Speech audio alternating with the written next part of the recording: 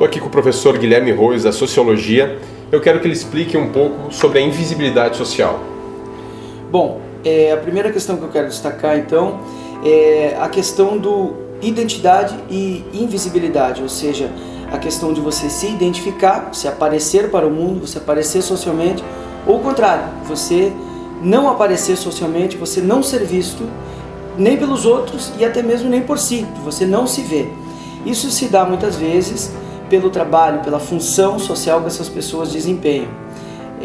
O trabalho, a função que todo ser humano desempenha em sociedade, deveria ser justamente a sua identificação, deveria ser justamente aquilo que lhe torna um ser social, que lhe insere socialmente, que lhe inscreve socialmente.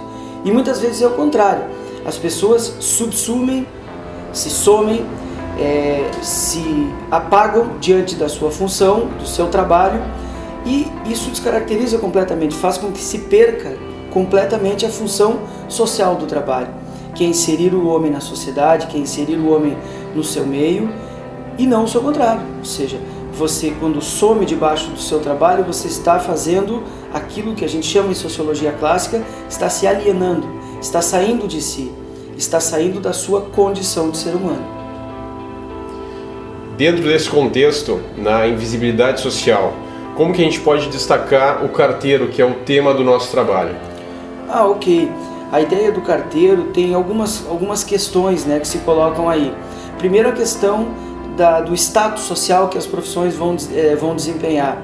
Os carteiros na nossa sociedade não têm um status social muito elevado. Em função disso, também uma outra questão, a questão do uniforme também, né? O uniforme também é uma questão bastante pontual nessa questão da invisibilidade social. Porque uma vez que as profissões exigem que as pessoas se vistam com um determinado uniforme, e podem ser as fardas, os uniformes e outros exemplos do tipo, as pessoas se escondem, mas não voluntariamente, mas involuntariamente, acabam ficando escondidas debaixo do seu uniforme e da sua farda, sendo muitas vezes apenas o carteiro, sendo apenas o funcionário e deixando de ser o ser humano, com o seu nome, as suas virtudes, enfim, tudo que ela tem de bom ou de ruim, enfim, o que você quiser destacar. Na questão do carteiro é muito importante, como eu já falei, a questão do status. O carteiro, ele é aquele sujeito que vai prestar um serviço, mas que muitas vezes não é valorizado socialmente. Não é valorizado, inclusive, pelo seu salário, pela sua condição mesmo de trabalho. E aí acaba se invisibilizando, né, completamente. Como, num contexto sociológico, se diferencia a invisibilidade social em grandes cidades e em pequenas cidades? Bom, aí a gente pode buscar nos clássicos da sociologia a ideia seguinte. A ideia é que um teórico clássico, no final do século XIX, início do século XX, ele tratou como a solidariedade, que ele chamou de solidariedade orgânica ou mecânica. Em contextos sociais mais restritos, cidades pequenas, pequenas aldeias, coisas assim, ou do tipo, as pessoas são muito mais inseridas e inscritas socialmente. As pessoas se reconhecem pelo nome. Inclusive você pode ver que em cidades pequenas os diz-que ocorrem muito mais porque as pessoas se conhecem integralmente.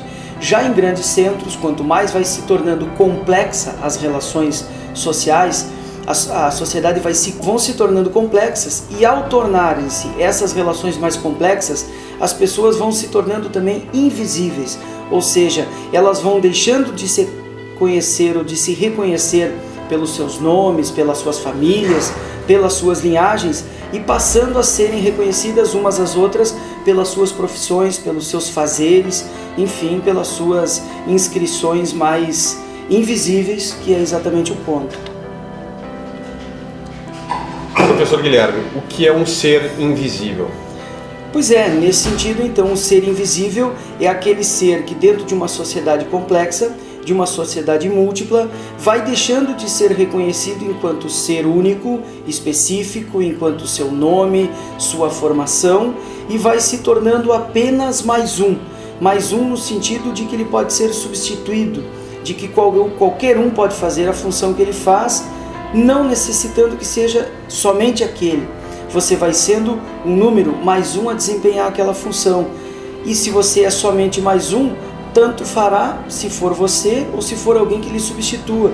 Nesse sentido, o ser humano, aquele que tem nome, que tem família, que tem a sua própria vivência e sua trajetória, vai se tornando mais um ser que usa um uniforme, que desempenha uma função, que empurra uma vassoura, ou que dirige um caminhão, um ônibus, por exemplo, mas que você nada sabe da vida daquele sujeito, se for ele ou se for outro, pouca diferença social fará para você ou para os outros passageiros.